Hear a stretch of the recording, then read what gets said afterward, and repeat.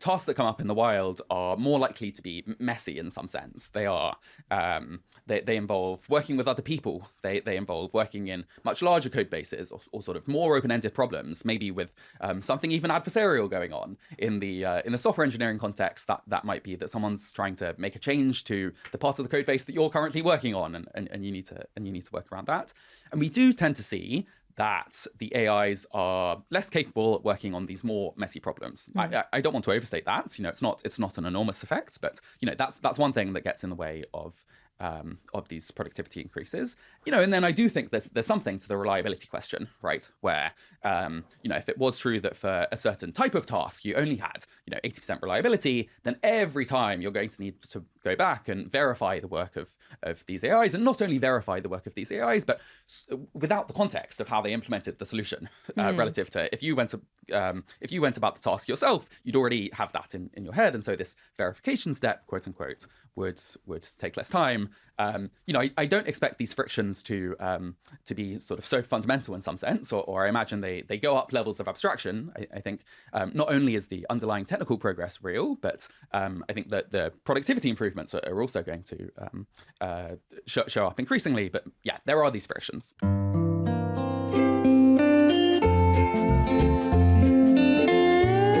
Hello and welcome to another episode of the Odd Lots podcast. I'm Joe Weisenthal. And I'm Tracy Alloway.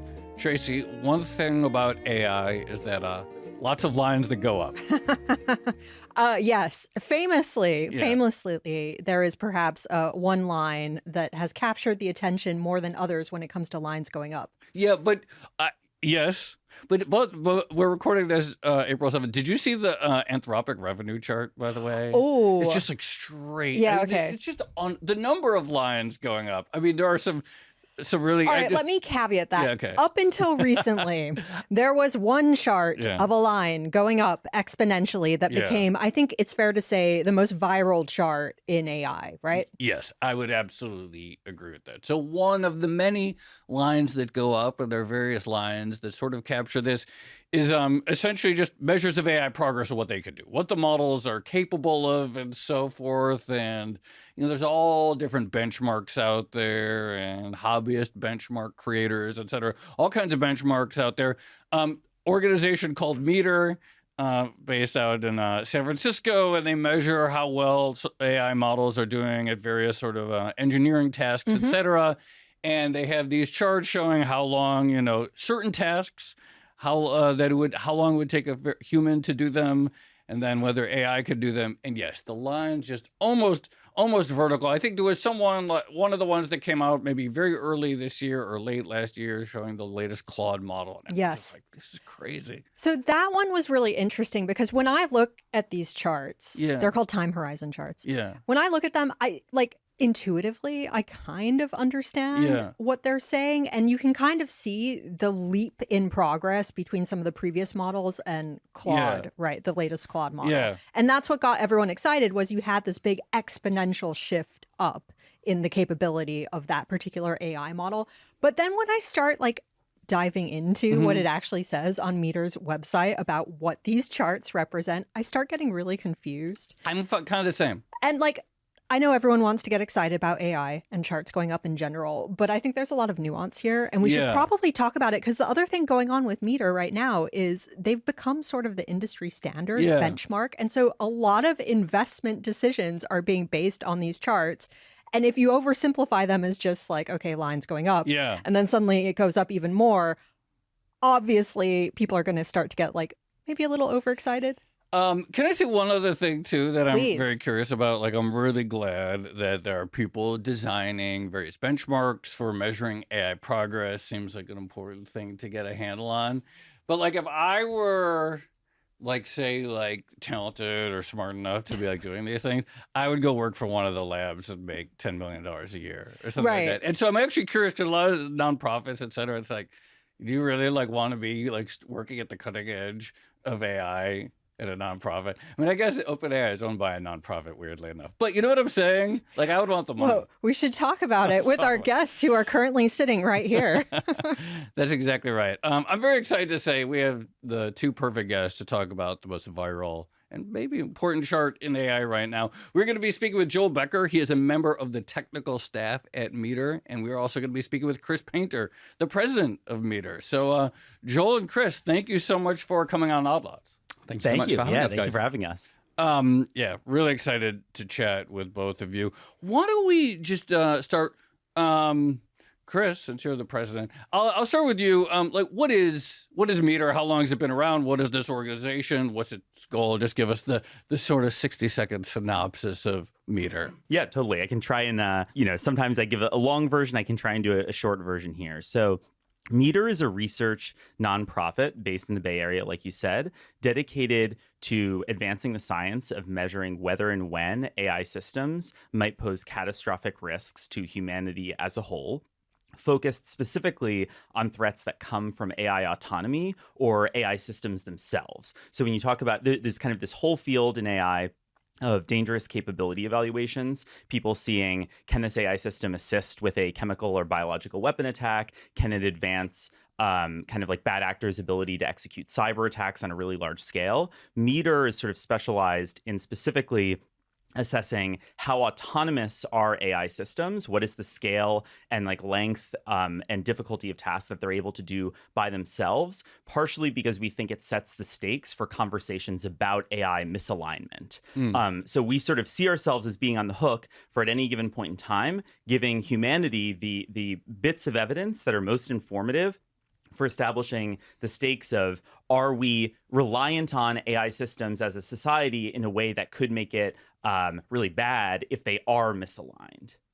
I'm going to let Joe ask the question about why you're both working in a nonprofit instead of one of the labs later.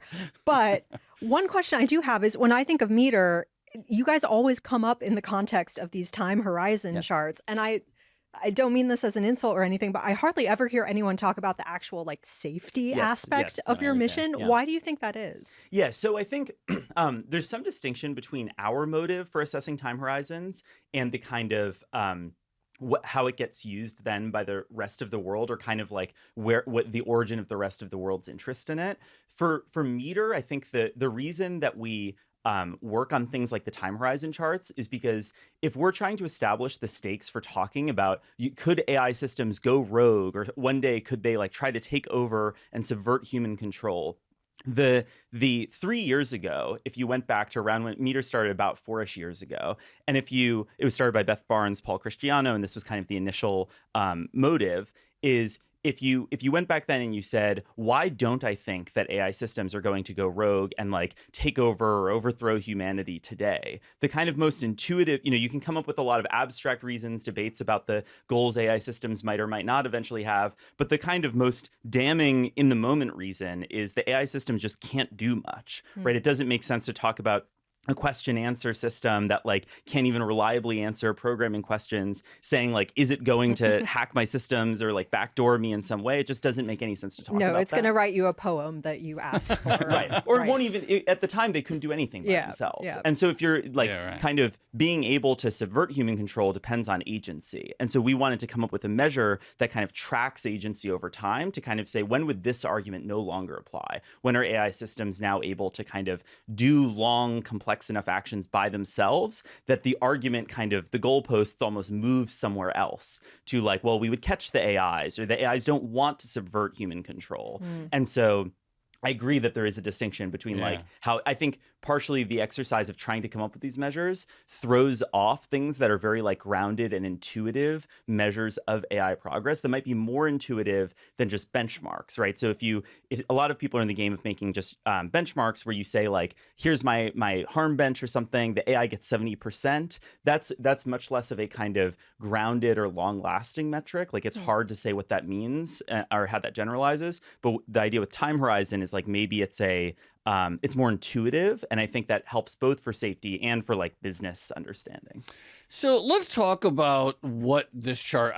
You go the main chart here at METR.org, right on the front page. It's it's this time horizon chart, and it shows Claude Opus 4.6 as of February 2026, able to complete a task length in 11 hours and 59 minutes with a 50% success rate. I have to admit, the first time I saw this chart or versions of this chart, what I assumed, and I suspect others assume, is that it was able to go off and work on a task for 11 hours and 59 minutes.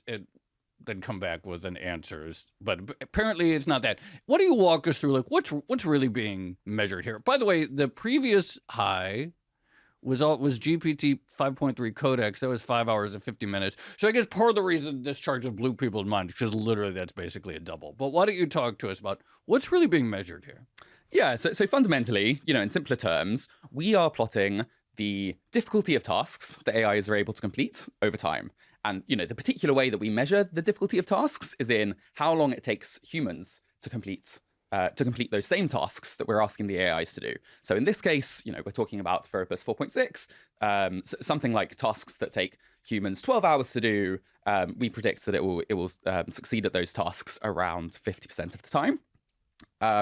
And yeah, it turns out that when you plot using this particular difficulty measure, the how performant AIs are relative to how long it takes humans to complete these tasks, we see an exponential increase in capabilities for AIs. And what that ends up meaning is that you keep on having these doublings of capabilities every, let's say, 4 months, it seems, on recent trends, where the next model is not merely going to have necessarily an hour longer time horizon, but perhaps be having some multiple of the time horizon of the previous model that's come out. So then explain how that number, that 12 hours, is established. So there is some engineering task, and you say, okay, this is a task that would require 12 hours. But humans have all different types of talent, capabilities. How do you establish that, okay, this was a 12-hour task, this was a 6-hour task, this was whatever it is? Yeah, so the simple answer is literally we get humans to sit down and complete the tasks that we give to AIs under as close to identical conditions as possible.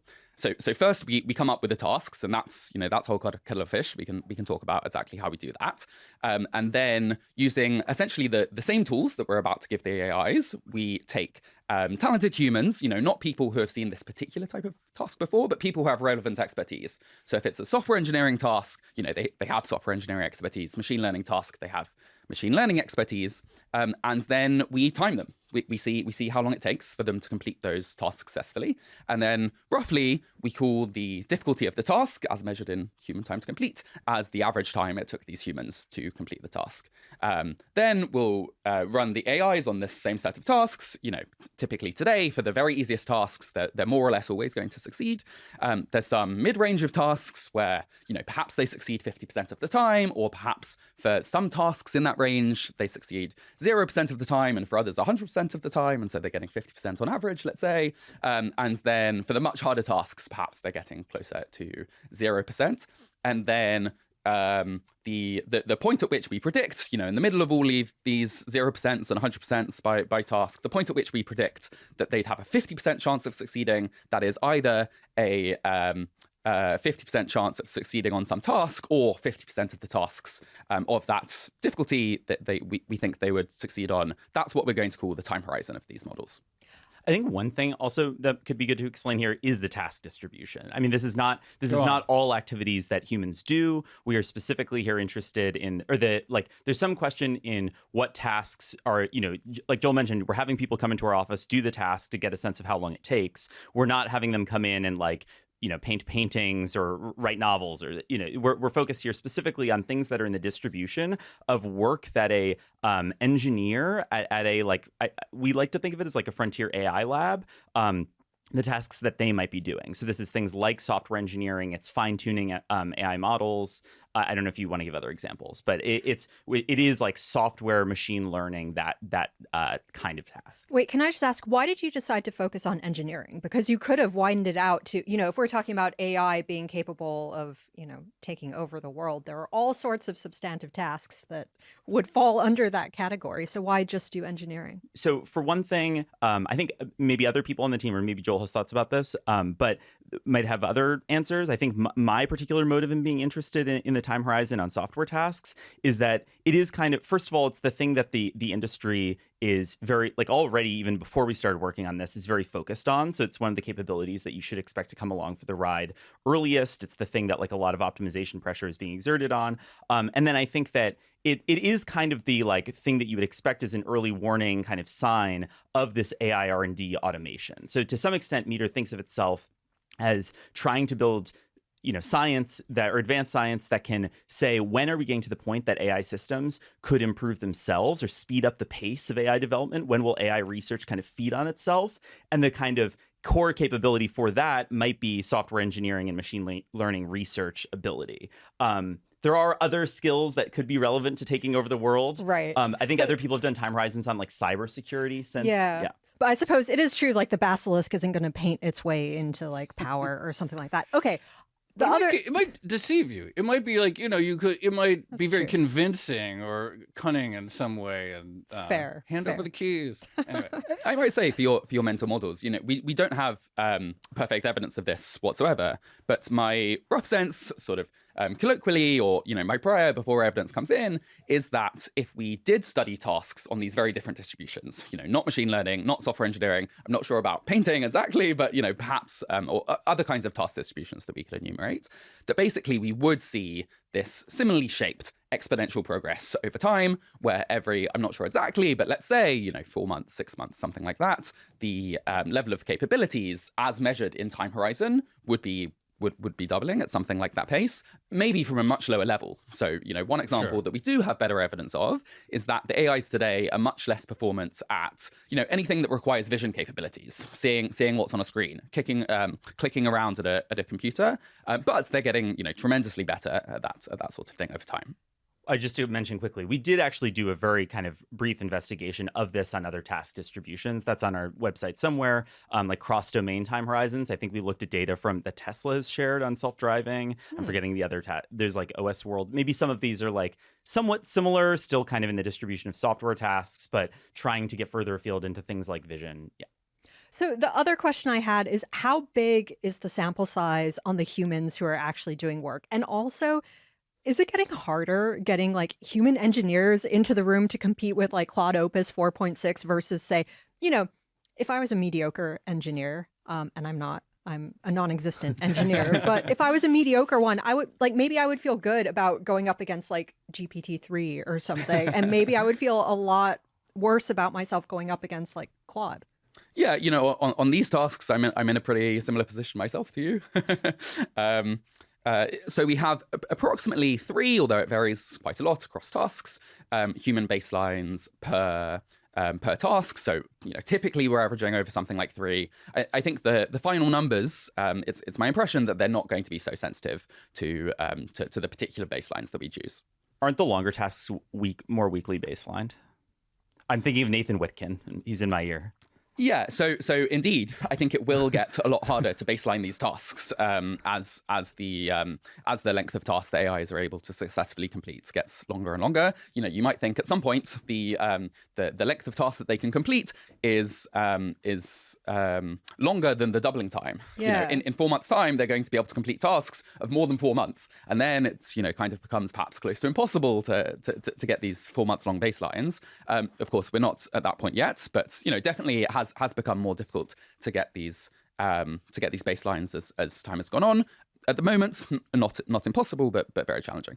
Joe, these are the future jobs for displaced engineers, right? It's competing against the codes for benchmark purposes. Benchmark evaluation. We found the jobs. Here's a question. So we mentioned at the beginning, the most viral chart in AI is this chart that you have on the front of your website. Your website defaults to this. And it shows this doubling. So if we actually go back to November 2025, Gemini 3 Pro, 3 hours and 44 minutes, Claude Opus 4.6, 12 hours. That's at the 50% success benchmark. If we go to the 80% benchmark, which the website doesn't default to, the pace of improvement looks a little less impressive to me. So, okay, now it's like, it does not have the same gap pretty clearly. Now, 80% is still not 100%. And I know that this is your METR's goal is about like, human safety and all this stuff. But when we think about, people look at this and they use it as a stand-in for how performant are these models. Even 80%, certainly for like any business application. I understand you're not like serving business here per se, but probably businesses care about this. Even 80% may not be very good enough. And it does not look as crazy when you look at the 80% chart as it does at the 50% chart. Why the focus on the 50% chart? And given, like, why not look at the chart that just does not look as impressive? Yeah, maybe two central things to say. One, to my eyes, the 80% chart basically does look as impressive, or the doubling time is about the same. This is cope on my part. You're saying it's the same increase, but at an offset of. Yeah. It's the same pace of progress. It's something like five times smaller than the 50%. Than the 50% number, but that only takes you 2 doublings, and if each doubling takes around 4 months, that means that in 8 months' time you're going to have the same 80% success rate roughly as you do 50% success rate today. That's one thing to say. Maybe a second thing to say is, remember at the beginning I said, essentially what we're doing is plotting the difficulty of tasks that these AIs can complete over time, just with this particular measure that ends up showing this clean exponential trend. And we've picked a particular number as our difficulty number, and that is this 50% reliability threshold. We could have picked a different one. I think there are reasons for picking the 50% one in particular. It's the one that statistically we're better able to measure for some technical reasons. It's the one that shows up in previous literature. There are a couple of other reasons why we can go for 50% rather than 80%. Maybe a final thing to say is that this 50% number is sort of equivocating between these tasks it's able to complete 50% of the time, and 50% of the tasks it's able to complete 100% of the time, and 50% it's able to complete 0% of the time. And actually, I think the situation it's somewhere in between, but it's a little bit closer to the latter, where there are some tasks that it's completing with near perfect reliability, and some tasks in that range that it's completing with very low reliability. And, for downstream economic applications or for applications inside of these major AI companies or something, you might think that that's more favorable in some sense, that there are some of these tasks where we're getting 100% reliability, even for very challenging tasks. I think two other things, maybe it could be useful to just explain when you said that there are technical reasons why it's easiest to measure at 50%. One, it is just the case that it is 50% is the point at which it is like least sensitive to, like, the distribution is kind of thickest, right? I mean, correct me if this is wrong, but there are like to resolve something like 95%, you would need way more samples, because then you need to have some that are like, you need way more samples to be able to resolve that level of precision. I think there are some caveats to that picture, but let's say even more extreme. Sure. Let's say that we cared about 99%. In that case, if we had 1% label noise, quote unquote, if sometimes we were accidentally grading some of the failing tasks as passing, some of the passing tasks as failing, then we'd just never be able to estimate that reliably, right? Okay.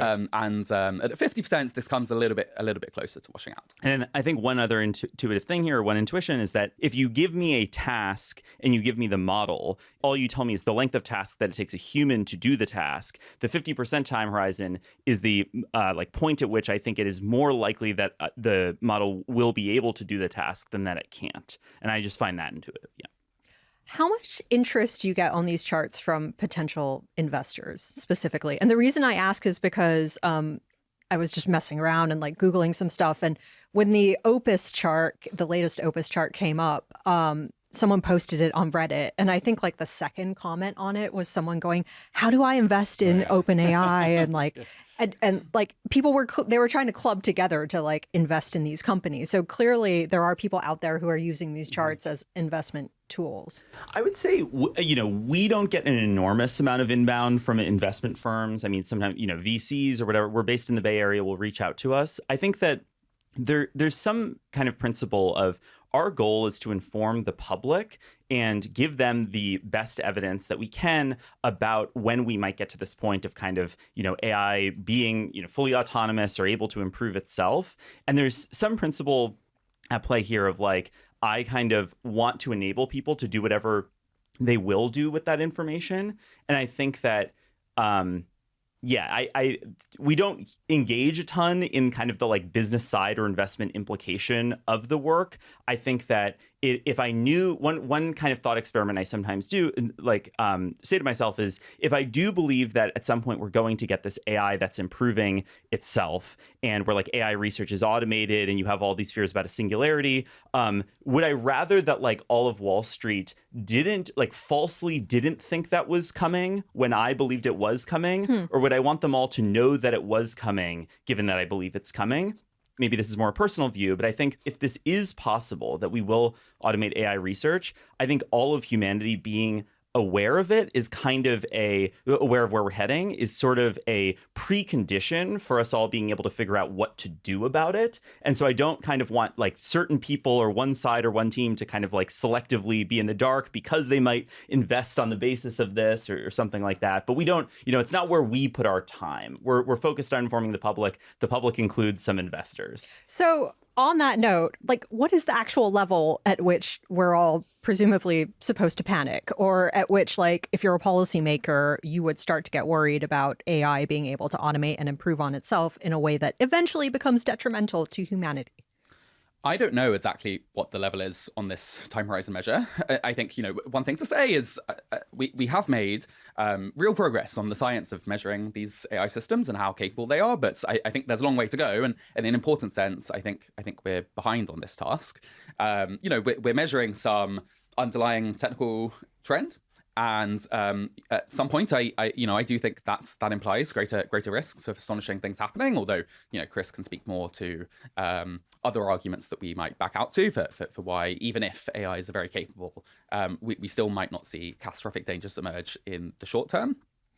I'm unsure. What happens today? I think part of the reason why the AGI chatter has really picked up, particularly in the wake of like everyone using Claude Code, is it's very easy to imagine. It's like you're sitting there, it's like, yeah, do this. It's like, I don't even need to be here, right? I think you sort of get a very intuitive feel for like how the human can come out of the loop. What happens today, because I'm sure this has been tried, like if you go to like ChatGPT and you say, here's a Claude Code, you have Claude Code access, go build something. And the AI is, what actually happens today when AI is working with AI? Yeah, my sense is that at some point, a further away point than would have been true some time ago, the AIs will more or less fall on their faces. That there are some things they're not so capable of today. So like collaborative hallucinations will just like devolve into terrible. Yeah, I think all sorts of ways this can go. At some point they're going to need to rely on external resources, and today they're not as capable at managing these external resources effectively. I think they're less capable at sort of ideation and sort of self-awareness about where they are in the problem today than they are at these kind of raw software engineering skills. As you mentioned, the ways in which AIs are autonomous today, or close to autonomous today, is the human has the idea and then submits that idea to a Claude Code or a Codex or one of these other agentic AI tools, and then they handle the software engineering components, and possibly there's still some intervention after that. I do imagine that the sort of circle of autonomy or something gets larger over time. I do think there's no fundamental barrier, it seems to me, to the AIs having those ideas and so we move to a greater level of abstraction. But if we were purely relying today on these fully autonomous capabilities, could you manage a research department, any department of your choice inside of a major AI company? My guess is probably not. Actually, on this note, this reminds me something I wanted to ask. So when you look at the domain-specific time horizon charts, so the ones that show I think you call them task suites or something like that, I guess productivity by specific job, and you see these different lines. So sometimes you see like almost horizontal lines, and sometimes you see squiggly or steeper lines. What is actually happening there? Like, how are we supposed to interpret that? Like, is that a measurement problem, or is it saying something very fundamental about like what AI can and can't do under current conditions? The thing that I think would be good for Joel to explain is that I think that there is a distinction here between will AI, like the time horizon chart doesn't by itself, I think, tell you will productivity in one specific kind of job increase because of access to AI. Do you want to talk about that? Yeah, maybe one thing to say on that chart, showing the time horizon on these different task distributions. Relative to my guesses ahead of time, I think those time horizons are remarkably similar. I think the doubling times, the pace of progress in AI seems more similar than I would have guessed to the original trends that we published, although imperfectly so. On this difficulty translating what we might call raw AI capabilities in some sense, capabilities on benchmarks or something to real world productivity. I think there are a number of differences and a number of ways, in particular, in which the benchmark results are overestimating what we might see in the wild. Not hugely overestimating. I think we do see that people are getting real utility out of these modern agentic AI tools, but overestimating to some extent. One is that the scoring implicitly is different. In real problems, I'm scoring based on something a bit more holistic than these algorithmic scoring procedures, these automatic scoring procedures that we're using at METR, and many other people are using in the benchmark world. There's some notion of code quality if you're working in software engineering, yeah. but for other tasks, there's beautiful code, elegant code. People always talk about. Yeah. For other tasks, there's going to be if Anna Wintour was coding, this is what it would look like. One more thing is that the tasks that come up in the wild are more likely to be messy in some sense. They are they involve working with other people. They involve working in much larger code bases or sort of more open-ended problems, maybe with something even adversarial going on. In the software engineering context, that might be that someone's trying to make a change to the part of the code base that you're currently working on, and you need to work around that. And we do tend to see that the AIs are less capable at working on these more messy problems. I don't want to overstate that. It's not an enormous effect, but that's one thing that gets in the way of these productivity increases. And then I do think there's something to the reliability question, right? Where if it was true that for a certain type of task you only had 80% reliability, then every time you're going to need to go back and verify the work of these AIs, and not only verify the work of these AIs, but without the context of how they implemented the solution, relative to if you went about the task yourself, you'd already have that in your head, and so this verification step, quote unquote, would take less time. I don't expect these frictions to be sort of so fundamental in some sense, or I imagine they go up levels of abstraction. I think not only is the underlying technical progress real, but I think that the productivity improvements are also going to show up increasingly. But yeah, there are these frictions. Tracy alluded to this question when she asked about VCs and investor interest. So people see these charts, and regardless of what METR's point is, like, oh, this is incredible, I got to invest in this. But this brings me to this broader thing that I find very strange about AI, which is this kind of odd sort of Baptist and bootlegger relationship between the AI labs, people who are building this stuff, and the sort of alignment, safety people, and they sort of go back and forth, and you have the heads of the lab saying, yes, this might destroy the world and take all your jobs, and the safety people and the alignment people says, yes, this might destroy the world, and it's a very strange industry, right? The only thing that I can think of is cigarettes, where they warn you that smoking is bad, except they had to do that because they lost a lawsuit. I don't think they were particularly inclined to do that. I can't think of any other industry where the most enthusiastic people about it are also warning and dooming about how bad the thing they're building could be. So I'm sort of curious, first of all, and I talked about this in the intro, who is the type of person that's working at METR that is skilled enough to do advanced evaluations, and where's the funding coming from? But talk to us about who's behind METR and why they're there. I think one thing to say on the kind of big picture of, or the history of kind of people caring about AI safety in the Bay Area is that this concern goes back quite a ways. I'd say for over a decade, there are many people who got into the field because they kind of saw this trend of deep learning. What if deep learning works? And it kind of goes all the way to artificial general intelligence and then super intelligence. And if that works, then it could affect everything. I think possibly when people worry about this, there's a future that they have in mind with superintelligence that's even more capable than what people who think of themselves as AGI pill today think of. They're imagining AI systems that can run, the entire economy. And I think people who kind of a while ago or many years ago saw that vision and were sort of alarmed about the stakes of it. Many people had this intuition that the thing to do is go and work in the industry, because if you're like helping build it, what's the best way to shape the future? It's to build it.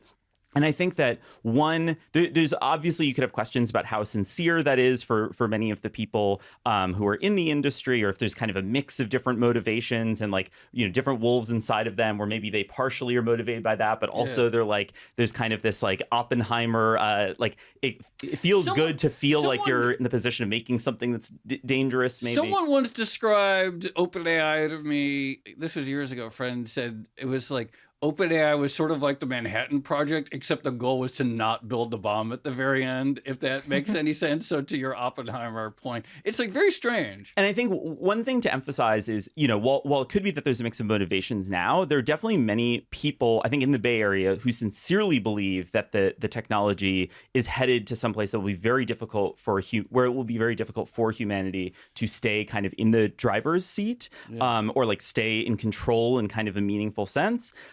And where was I going with that? Sorry, it zoned out for a second.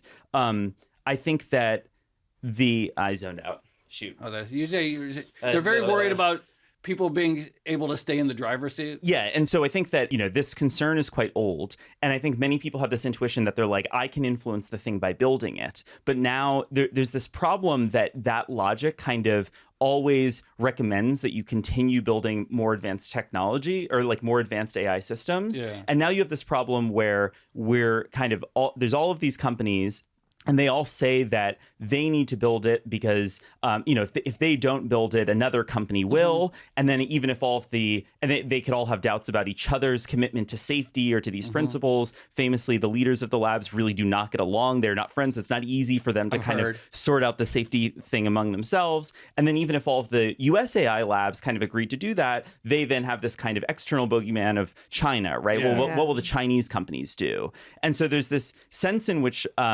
just like, even if the concern is real, I think a lot of people then who are in the industry have the instinct that they there's no guiding principle for what they should do on safety other than to like build leverage for themselves for later. And I think that is a concerning state of affairs for AI development to be in globally. Obviously we're trying to do something different by like informing the public, or kind of giving like partially, you could imagine that the situation would be better if, or like one gap that exists right now in that picture is that it's the people building the technology who most believe that it's going to be destabilizing and sort of all encompassing. Maybe if the public and governments all were on the same page and believed the same thing, if it were true that it was headed there, then there would be kind of like more time for society to figure out a response from people who are not trying to build leverage over the technology themselves directly, or control the technology via some kind of like public action or government. Yeah.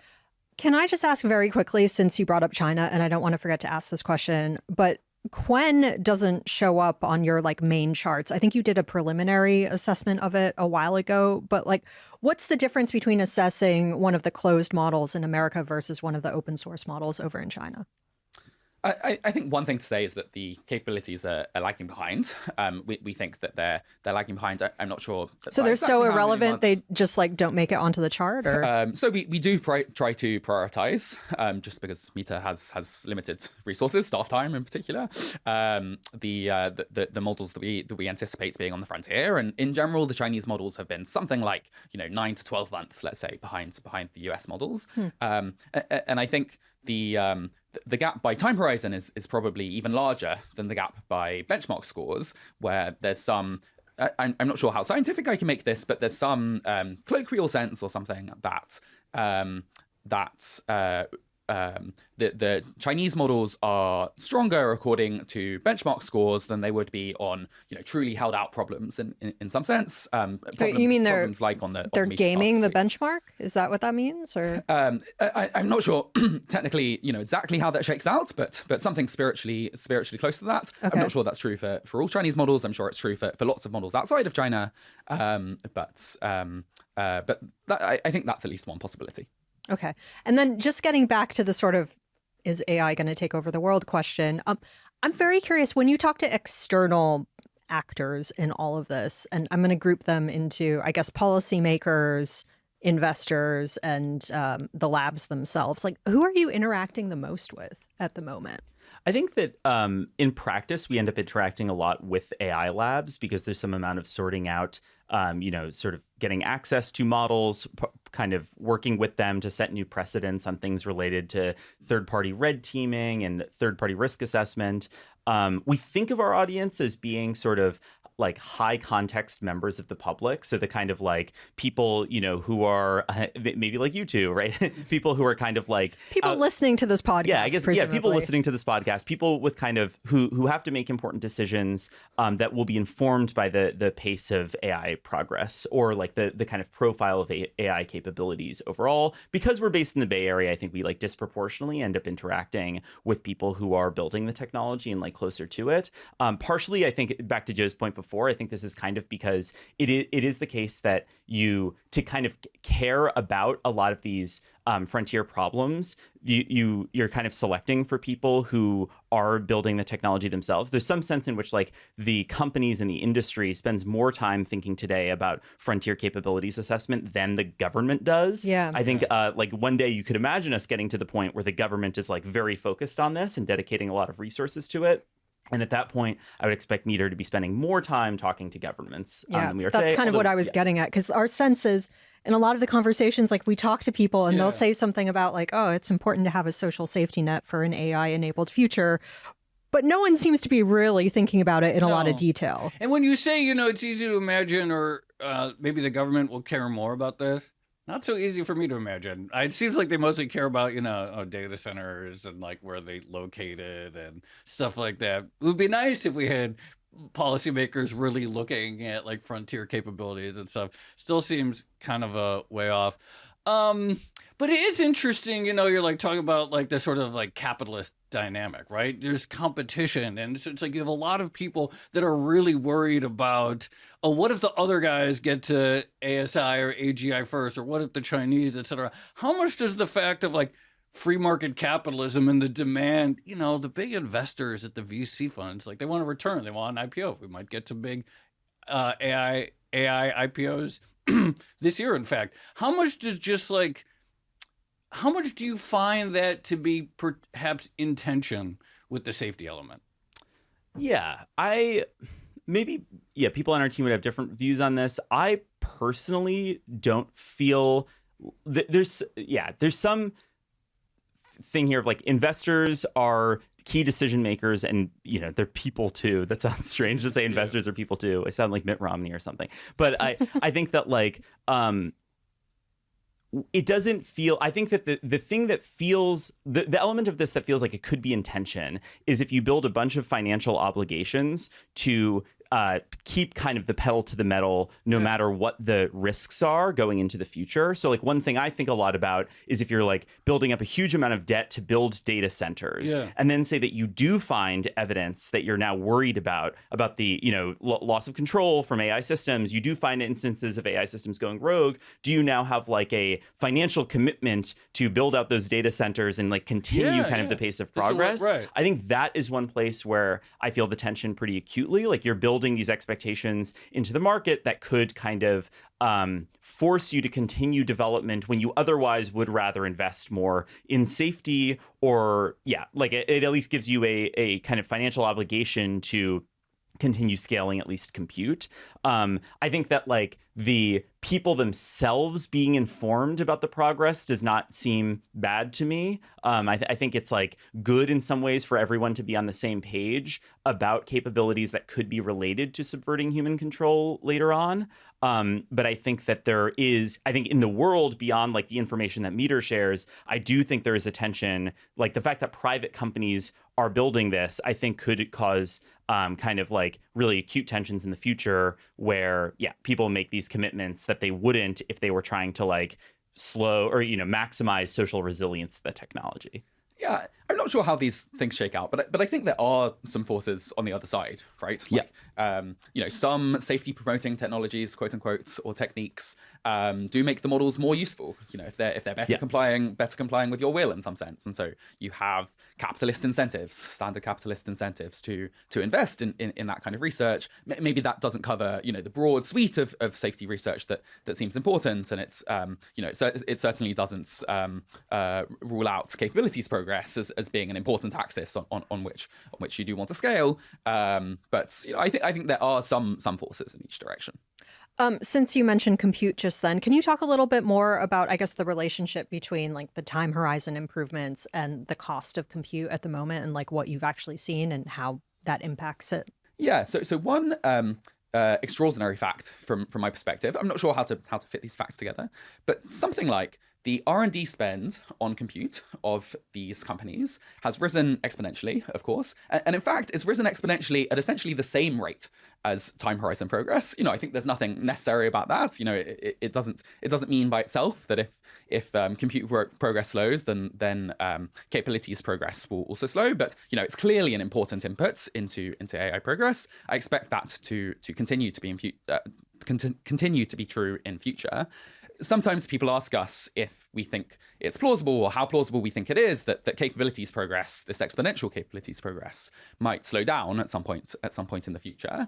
And one reason it seems it's hard for me to consider it plausible that it will slow down in the next at least small number of years is that a lot of those compute R&D investments are basically already baked in, right? Like the data centers have already been built, plans for data centers even beyond, 2027, 2028 are presumably, coming to fruition, coming about. And so some of these input investments are already baked in some sense. So it would be surprising to see capabilities slow to the extent that compute has been an important input. After that, maybe you need to think about other arguments for how capabilities might slow, but that's roughly how I think about it. There's a very good or interesting critical Substack post called Against the METR Graph by someone named Nathan Witgen, who brings up an interesting point that I wouldn't have thought of had I not read it, which is you're paying the software engineers to come in and perform these tasks, right? It seems, maybe this will be the last job of humans, is just doing benchmarks. If I were like a good software engineer, you say, Joe, come in and do this task. What is it, how do you prevent me? Oh man, this is taking me a long time. Meanwhile, I keep getting $100 an hour for like looking at my computer and whew, this is tough. I'm going to have to come back tomorrow and keep working on this. How do you avoid the sort of conflict of interest where the person who's paid to work on this problem may be encouraged to take as long as possible to solve it? And with only 3 people working on it at times, like, I don't know, it's like this does not. It just seems like it seems like a conflict of interest to me. Yeah, so the short answer is, in general, we are incentivizing these people to complete the task as soon as possible, in particular to complete the task faster than their peers who are attempting the same task, the time that it will take for them to complete the task. A bonus if they do it faster than? Yeah. Approximately, there's a bonus if they complete it faster than anyone else. Another thing to say is, I think it just is true that our baselining methodology or the ways in which we compare to humans in some ways leaves a lot to be desired. That, ideally we would have invested, 100 times as many resources in, having 100 baselines, human baselines per task. And those would have come from, perhaps the very best software engineers or machine learning engineers in the world. Maybe that would be the comparison that we're making. And indeed, we'd be doing all of this procedure over many more tasks, not just many more tasks over wider task distributions than just software engineering or machine learning engineering. I do think time horizon still represents progress over what's come before in the science of measuring AI capabilities. But in some ways, I'm sympathetic to a lot of criticisms of time horizon. I do think that some of the details, at least for the work we've done so far, aren't going to matter as much as you might naively think. So choosing the shortest baseline time that we end up observing, or the longest time, it's actually not going to make that much difference to the final measurements. Of course, we do think these people are talented software engineers or cybersecurity people or so on, depending on the task. But perhaps we could have found even more talented people. They would have completed it in half the time, and so naively it would seem like the time time horizon that we estimate of these models would be half as long as we actually end up observing. But of course, that wouldn't change the doubling time. It would mean you'd get to the same level after another 4 months. In some sense, the big picture that I want time horizon to point to is less this like Opus 4.6 is 12 hours in particular, and more that we're seeing this remarkable pace of progress that shows no signs of slowing in the recent past, and I think in the near future as well. In fact, it shows some signs of speeding up. Well, I was going to ask about this because I think recently the statistic that you would always hear was like a doubling every 7 months, something like that. How fast do you see it going in the near future?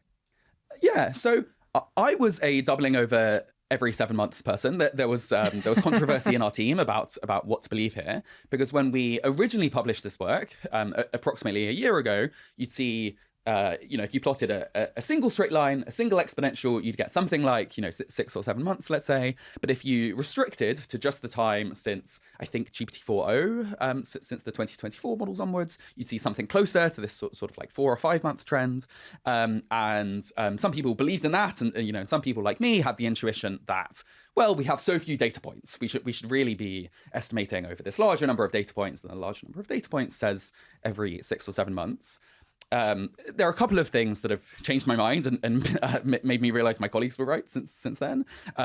One is that for the models that have come out since, what trend has better predicted how performant those models would be. And it's very clear that the answer to that is the 4 month doubling time, and not this 7 month doubling time. There's some possibility that could speed up again. We've seen it speed up once. I think there are some reasons in principle why you might expect it to speed up again. I think there are some caveats about this. These are maybe some takes that my colleagues would agree with, and so maybe you should discard that, or you should think that they're going to convince me in the way that they did with the 4 month versus 7 month doubling times.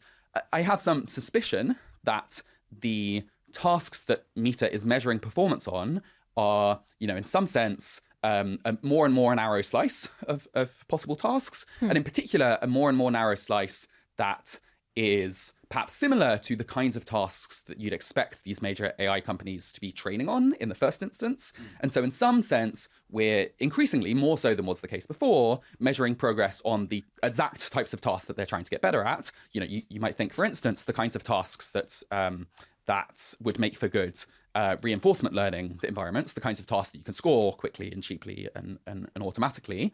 I think that progress is real. I think that progress generalizes to some extent to other types of tasks. I think we're seeing remarkable progress in these more messy tasks, for example, as I referenced earlier. One last question, which is like, how big is your team funding, and like also how many people at METR are basically like really rich from AI, and they're like, you know what, I'm good, I don't need to pursue like 20, stick around for the IPO or whatever, I'm set, and now I want to work on something that let humanity know. I've seen like there are other independent AI researchers, and they talk about this. It's like, I want to be able to talk about what I saw. It's Miles Brundage, someone who has like a little think tank, he's talked about this. What's like, how many people are like rich already and they're like, okay, now I want to work for something that's public facing? Yeah, so METR right now is about 30 people, although we're growing and hoping to grow fast. We are hiring, I should say, METR.org/careers. You were touching before on kind of the thing about, is it difficult to be a nonprofit? Yeah. We can't pay people in equity. Right. No one's going to get an IPO. Yeah. Right. Yeah. There's no IPO or anything for METR. But we do try to pay competitively on cash compensation. Right. Okay. So that's an area where we feel we can like somewhat compete with labs.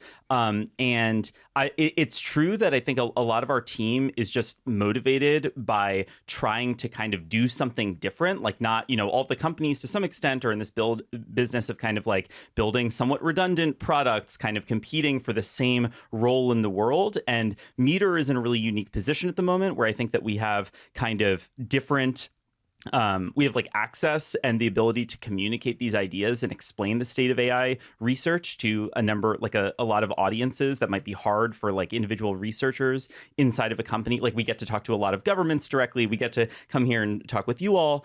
And that's kind of different. I think if you look at all of the actors that are working on the frontier of AI research or AI safety, you kind of, if you compare us to AI lab staff, I think that our work we get to kind of every day work on whatever research we think will be most informative to the like public decision making. And you have XAI, not XAI, but X is the former AI lab staff who maybe there was a tender at some point and now they work at METR. Yeah, we do have some of those. Yeah, so we do have some people who previously worked at AI labs. I do think that as time goes on, I think one hope that I have is that more, there will be more and more researchers who have kind of like made the money that they need from working in the industry, and now we're excited in kind of like lifting all boats by working on kind of like inside of an organization where the North Star can be what is most informative to the rest of the world outside of these like relatively small set of companies. Chris is very polite. I think that's wonderful. I'm tempted to be a little bit more aggressive. In this conversation, I think we have spoken through METR's work on some of the most important problems in the world, problems that are going to define the future, I think, for not just the next years, but coming decades, maybe even coming centuries. And we've also spoken about some of the ways in which METR work is not what you might want it to be, that there's a long way to go in the science of evaluating these AIs. Why have we not made more progress? Maybe a couple of reasons. I think clearly the central reason is that we are bottlenecked on technical talent, on incredibly capable people to come work on these questions. I was on a METR work retreat recently where we were brainstorming 20, 30 of these what seemed like world important problems that we think no one else is going to get to if we do not get to them, and we are able to conduct research on how many of those problems. I think it's 1, 2, maybe if we do an extraordinary job this quarter it might be 3. As Chris alludes to, I think if you're interested in less working on redundant products at these major AI companies and more advancing our understanding on some of the most important questions in the world that are going to shape the world for years to come, METR's a great place to go. Well, yeah, one more thing to say about that is like the vibe inside of METR is a state of triage, right? And I think people often tell themselves externally, people might guess, METR it's outside of any of the AI labs, so the thing it might most struggle with is things like access to AI models. You can't do the research you want because you're not building the thing yourself. In practice, or that's the story that people always tell is you have to build the future to shape it. In practice, I think our experience at METR is that like when we want to try new types of research that would require new kinds of structured access, our experience at this point has been that AI labs are like pretty game to play ball on that. Yeah. And the thing that is more happening is that we're having to turn down opportunities to do stuff like that because we don't have the staff that we need to make those things happen. So yeah. Interesting. Joel and Chris, thank you so much for coming on Odd Lots. Absolutely fascinating conversation, and I appreciate your taking your time. And great to have you in studio. Yeah, thank you so much. Thank you so much for having us. That was a really interesting conversation. We are starting from the end, sort of the idea of like, okay, here are some really important questions. Like, let's just set everything aside. And there's 30 people working on them? Yeah, there's, and like, how many people want to do it? And it's like, okay, we try to match cash comp, et cetera. Yeah. Like, that seems like kind of a tricky issue. If you accept the premise that these are some big questions we have to get right, and we got to land this plane, hopefully, like, that's a bit of an issue. Yeah. The other thing I thought was really interesting was the Chinese models not really making it on the charts, even though like we know in the market itself, like when DeepSeek, when that new version came out, that was like this huge thing where everyone started to panic. And then to not see it even like land on the time horizon chart is kind of interesting. I guess I guess I buy the reasoning from their perspective that the only interesting question from METR's perspective is like the most cutting edge, which may be slightly adjacent to the most interesting chart for like business, right? So it's like, okay, we know that DeepSeek and Quen and Kimi and all those are like very impressive. Do they push like the very frontier? Perhaps not.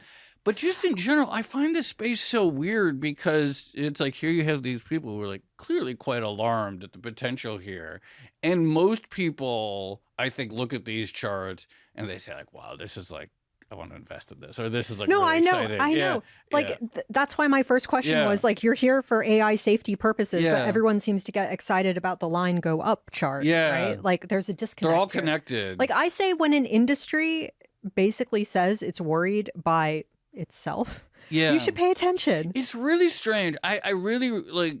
This gets back to, you know, it's very strange where you have the CEOs of these companies who are in many cases the most alarmist, and there's this sort of cynical thing, and I don't totally discount the cynical interpretation. It's like, oh, they're saying this because they want to get investors and so forth, and they need all this money.